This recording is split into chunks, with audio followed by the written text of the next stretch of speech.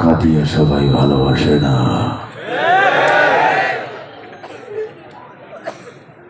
বউ তাই স্বামীর টাকা চুরি হরে কথা বল না কেন?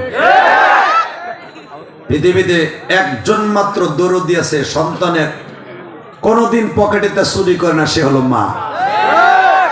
10টা টাকা লাগলো, কয় বাবা আমার 10টা টাকা দিবি।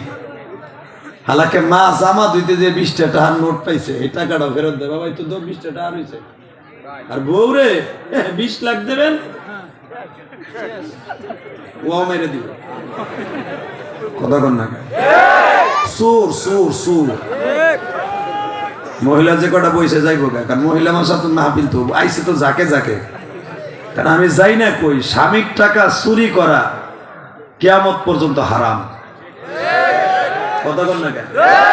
স্বামী বেচারা বিদেশে পানির গাড়ি টানতে টানতে, খেজুরের পুটলা টানতে টানতে, প্যাকেট করতে করতে জীবন যায়, হাতে ফোসকা পড়ে, হাতটা নষ্ট হয়ে যায়, এই কষ্টের টাকা দিয়ে মুগি আর নাঙের লগে পিটিস পিটিস করে।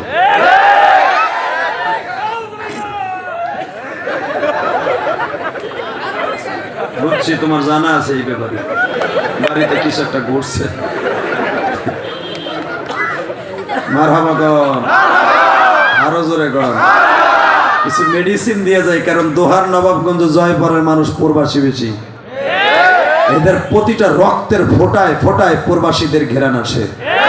আজকে কত মন্ত্রী পড়র পড়র, আমার শাশুড়ি শেখ হাসিনার কটা মন্ত্রী আছে, কিছু মন্ত্রী আছে না, পাড়া মার্কা মন্ত্রী, ও বাফের ডাকায় বোর হোটেলে ঘুমায়, আর প্রবাসী কষ্ট কি বুঝবে?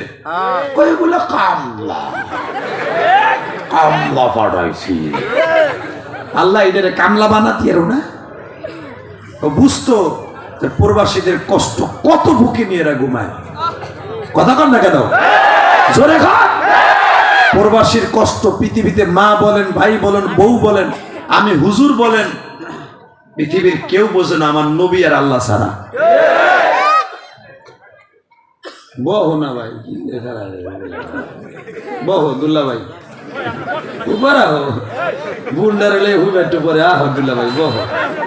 আল্লাহ কবুল করো, আমি এরপর খারাপ দেখবো দুল্লা ভাই কলো যদি না বহে কি বর্দটা দিয়ে যাবো তাই কোন আপনারা। আল্লাহ আমার ভাইদেরকে কবুল করেন, বসার তৌফিক দান করেন।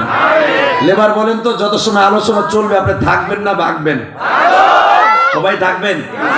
সত্য কথা কন, সবাই থাকবেন? সবাই আল্লাহকে হাত উঠাই দেখান তো কে কে ভাগবেন। আমি দেখি নেই কি হয়েছিল,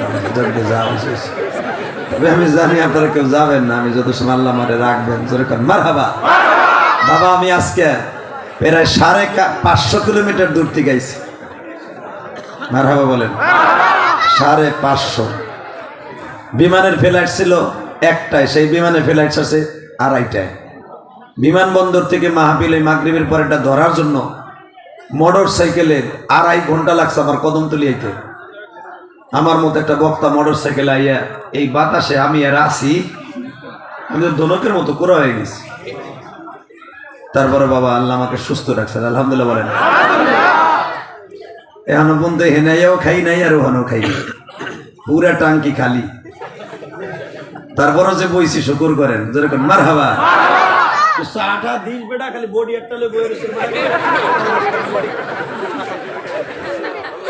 মা আবার আমার লাগে চিতই পিঠা, সিদ্রুতি পিঠার গোস পাড়াই দিছে, যে পিঠাটা আমার মায় খাওয়াইতো। আর মার আল্লাহ মাফ করে দিও। আর দিমুনি তুই আমার লগে যাইস গাড়িতে, মনে করছে মগা আমি শুনি না এবারে কান্না 14 বছরের মতো মগা, তোর মতো যে জাকানাকা দিল কান্না এগুলো হইনা শেষ করে নাই কান মগা। আল্লাহ হেফাজত করেন, জোরগানা আমিন, আরো জোরগানা আমিন। তাহলে বাজান আমি আপনাদের সামনে কোরআন তেলাওয়াত করছি, আমি আবার পড়বো, আপনারা আল্লাহু আকবার বলতে পারবেন না? আউযু বিল্লাহি মিনাশ শাইতানির রাজীম।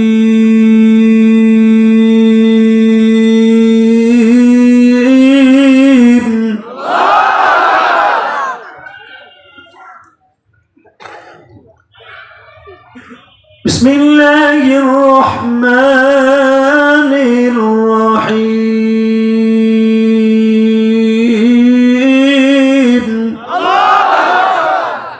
আল্লাহ যারা তোমার কোরআন তেলাওয়াত শুনে আল্লাহু আকবার বলছে, এদের হাড়ের রোগ কোনোদিন দিবা না। তাহলে এবার হাড়ের রোগের আক্রান্ত হবেন না, এবার রেডি করেন জবানটা। আমি শেখ হাসিনা খালেদার প্রশংসা করতে বলি নাই, পুরা কোরআনটা আমার মাওলার প্রশংসা, আমার নবীর প্রশংসা। سبحان الذي يسرى بعبده ليلا من المسجد الحرام إلى المسجد